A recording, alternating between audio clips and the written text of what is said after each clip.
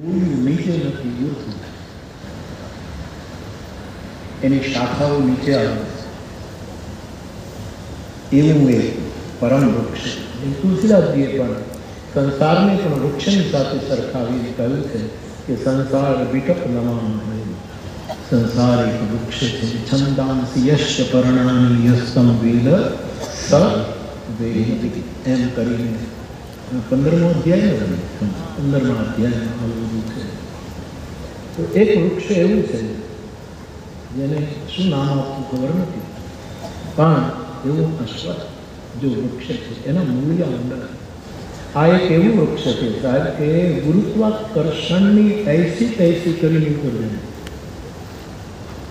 એટલે ગુરુત્વાકર્ષણ વધારે નીચે પણ આ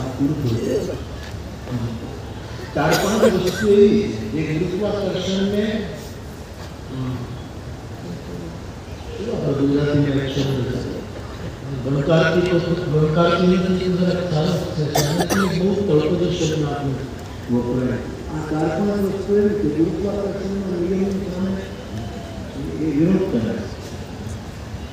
કાલે આદરણીય પરમશ્રી ભાગ્યેશભાઈ નિગાણી કેટલું સુંદર બોલતા. એણે એક વાત કહેલી કે કાલે એને ખબર કે આમ પાણી આપણે આમ નીચે નાખીએ તો પાણી તો નીચે જાય ને, ધરતી એને ખેંચે, બરાબર, વરસાદ નીચે જ આવે. પણ એક જળ એવું છે ગુરુત્વાકર્ષણનો, એને શું મળે છે ગણકારથી એક શબ્દ નથી આવતો મને. હા, ગાંઠથી નથી, ગાંઠથી શબ્દ એ આપણો શબ્દ ગાંઠથી, એને ગાંઠથી બહુ એ નિયમને સ્વીકાર. કાલે ગુરુજી પણ બેઠા હતા શાળામાં, એમને એમ કહ્યું કે નાળિયેરીમાં જે પાણી જાય છે એ આમ બીજું બધું પાણી આમ તમે કરો તો નીચે જાય, પણ નાળિયેરીનું પાણી ઉપર નાખતું નથી. એ બહુ સારી. પણ મારે આપણે કહ્યું એક તો મૂળ ભલે જમીનમાં હોય પણ બધાને ગુરુત્વાકર્ષણથી વિરુદ્ધમાં ઉપર લઈ જાય. એટલે મૂળને યાદ કરવું, મૂળનું આપણને ઉપર લઈ જશે. જે મૂળને ભૂલી ગયા છે એ કોઈ દિવસ પ્રગતિ કરી શકે નહીં. તો મૂળ અને જળ.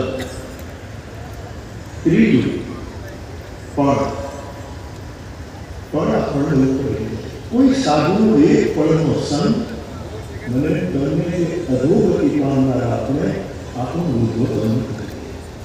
તુલસી કહે એક ઘડી આધી ઘડી આધીને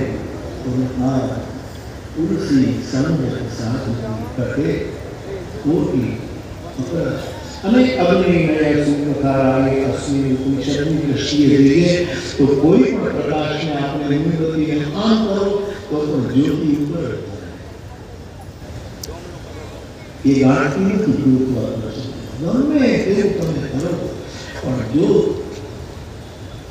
તેથી વચ્ચે પણ અગ્નિ નય કરો, વેગ શરૂ થાય છે અગ્નિ શક્તિ બ્રહ્મ. તો અગ્નિ એ પણ ગુરુત્વાકર્ષણને ગણતી નથી. અને ફળ એવી ફળ આવે જેટલા બુદ્ધ પુરુષોને જાગૃતિની ફળ આવી છે તો આપણને આશ્ચર્ય. કોકને આમ કે પાણીનું ખરી બુદ્ધો બનવું,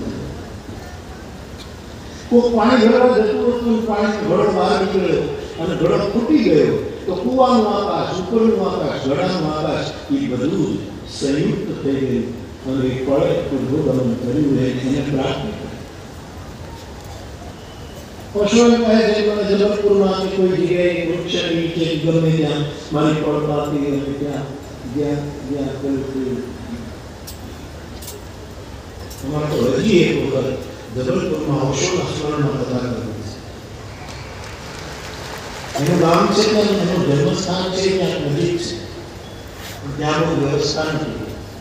જબલપુરમાં એ ઘણું ગયા છે ત્યાં એને જાગૃતિ થઈ પશુના જે ઉપાસકો છે કોઈ મને આવતો મેં આ પડે છે 24માં જરૂર ફરી એક વખત એના સ્મરણમાં એક તો અમે પુનઃ ફરી વર્ષોના સ્મરણ માનસ નૃત્ય